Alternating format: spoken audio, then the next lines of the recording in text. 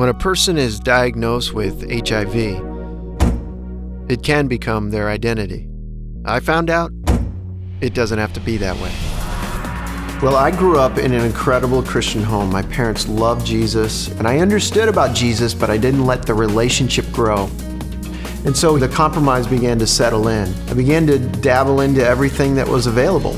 Alcohol became available, sexual immorality became available. And so basically, once I was in college, it was about making sure I was a part of the party. But it was during college that I was discovered by my agency in New York, Ford Models, a big agency in New York City, and they said, hey, when you graduate, come up to New York. So I get up to New York and go into the head of the men's division at Ford up in New York, and he says, listen, for you to be really successful, make a lot of money in New York, you really need to go to Europe. So I'm off to Paris. I've never been out of the country before. I've got my first passport in hand. My parents take me to JFK. I'll never forget, I'm standing there at JFK, my mom looks at me and she goes, I feel like I'm sending you to the den of wolves. When I got to Paris, it was, man, the opportunities for models, the parties, the privileges, everything that went along with it. It was amazing how many doors would open for you and places you could go. And now it was like, wow, college was one level of compromise. This was a whole nother level of compromise. So now it's been about 2.5 years. I've gotten all the good pictures that I need, and now I'm heading back from Paris back to New York City because my agent, I saw him in Paris, and he said, hey, you're ready, man. Come back to New York and start working out in New York. You got money in your bank, you got travel going on, you got a club that you're an investor in, you got girls around. It's like, oh yeah, you're living it, bro. And then I get a phone call. I'll never forget that. And I get this call from a buddy of mine. He said, hey man, you remember that girl you dated for like 6 months in New York, And yeah. What? Well, she died last night, and she died of AIDS. And at that moment I got that phone call. It was like, oh wow, this is what's gonna go wrong. This is it. And I began to contemplate what was the next step. And I got those results. When I walked in, I sat down, and she handed me a piece of paper, and she put her hand on my shoulder, and I'm looking at this piece of paper, and I'm like, what's going on? This says for those who've tested HIV positive. And everything I thought that was really important, all the money and the fame and the bar and the girls and the parties, man, you know what? That doesn't matter one iota at that moment in your life. Because at that moment, all you're thinking of is, I'm gonna die.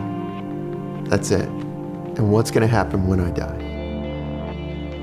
At that point, man, I began to really soul search. What am I doing with my life? I'll never forget, on a Sunday morning, I put on the TV and there was this church show on television. And I thought, man, I gotta go to church somewhere. I gotta get back to God.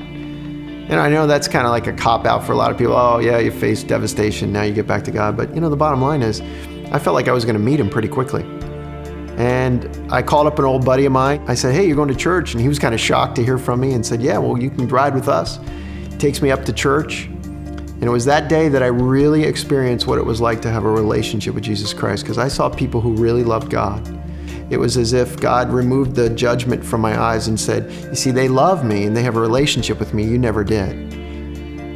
And this was the point where he brought me to. And it was that day, February 9th of 1992. I remember it like it was yesterday. It was as if there was a weight that was lifted off my shoulders. It's unexplainable, to be honest with you.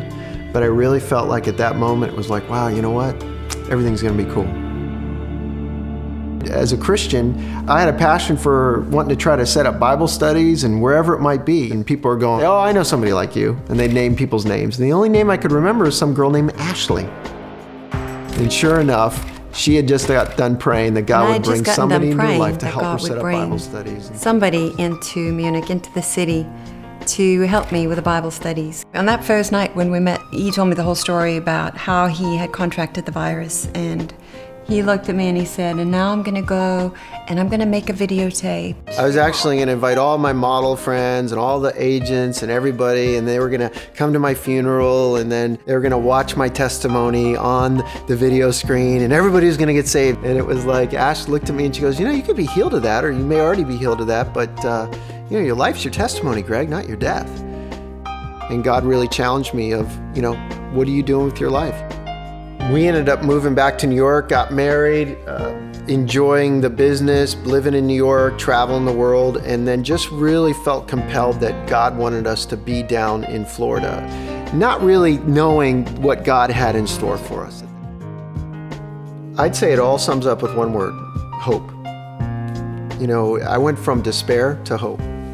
I honestly didn't think I would be living today, and I still have hope for a long life.